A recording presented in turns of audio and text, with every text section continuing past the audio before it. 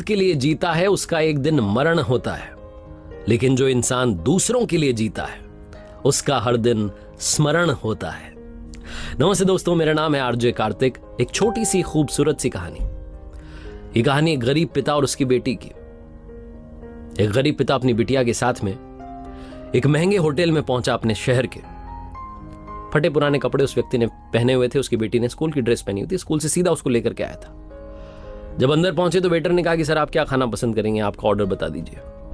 तो उस व्यक्ति ने कहा कि आप मेरी बेटी के लिए एक प्लेट पाव भाजी लेकर के आ जाइएगा बस।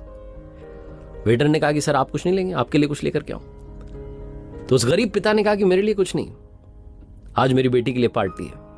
मैंने इससे वादा किया था कि अगर आप पूरे जिले में 10th क्लास में टॉप करोगी तो आपको मैं पार्टी दूंगा, सबसे महंगी होटल में आपको पाव भाजी खिलाऊंगा, तो आप बस बच्चे के लिए पाव भाजी ले आओ। ये बात जब वेटर ने सुनी तो दौड़ करके अपनी होटल के मालिक के पास गया और जाकर कहने लगा कि सर एक छोटी सी दरखास्त है, आप मेरी सैलरी में से पैसा काट लेना, लेकिन आज मैं चाहता हूं कि जो बच्ची वहां टेबल पर बैठी है उसके पिता के साथ में, उसके पिता को भी एक प्लेट पाव भाजी खिलाई जाए। उस बच्ची ने पूरे जिले में टॉप किया है सर, गरीब पिता है, ज्यादा पैसे नहीं होंगे, इसलिए कहने कि बस बच्ची के लिए ले आओ। तो मैं चाहता हूं कि मेरी तरफ से उन अंकल जी को भी खिलाई जाए। होटल के मालिक ने जब ये बात सुनी तो कहने लगा कि अरे क्या बात कर रहे हो छोटी सी, तुम उसके पिता के लिए भी पाव भाजी लेकर के जाओ, उसके लिए भी लेकर के जाओ, पैसे मत लेना, 3-4 प्लेट पाव भाजी पैक करवा करके ले जाओ और 2-3 किलो मिठाई के डिब्बे ले जाओ और कहना उनसे कि ये पार्टी जो है होटल की तरफ से है, हमारी बेटी ने पूरे जिले में टॉप किया है। उनसे कहना कि मोहल्ले में मिठाई बांटिए, जश्न मनाइए, चिंता मत कीजिए।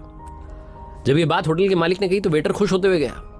उसने कहा वाह क्या बात है, कितने अच्छे मालिक के यहाँ पे नौकरी कर रहा हूँ, कितना अच्छा बंदा, दिलदार बंदा है। वो लेकर के पहुंचा 2 प्लेट पाव भाजी। तो वो गरीब पिता चौंक गया। उसने कहा कि अरे क्या, मैंने तो एक ही मंगाई थी, मेरे पास पैसे नहीं है। वेटर ने कहा सर शर्मिंदा मत कीजिए, हमारी तरफ से आपकी बेटी ने, हमारी बेटी ने टॉप किया। ये मिठाई के डिब्बे 3-4 प्लेट पाव भाजी और पैक कर दिया, आप लेकर के जाइएगा, जश्न मनाइएगा। पिता और पुत्री खुश हो गए। कई साल इस बात को बीत गए।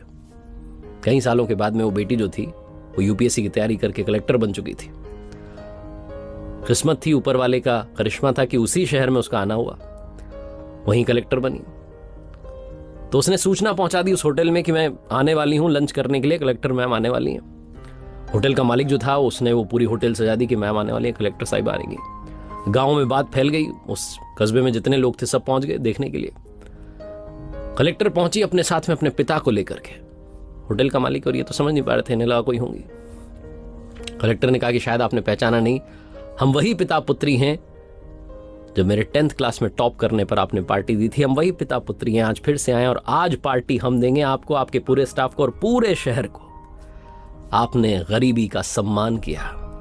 आपने उस दिन जो पार्टी दी, मुझे बताया कि मुझे कितनी और ऊंचाई तक पहुंचना है, कितनी और बड़ी मंजिल को छूना है। आपने एक नई प्रेरणा दी थी और आज मैं उसी प्रेरणा का एहसान चुकाने के लिए आई हूं।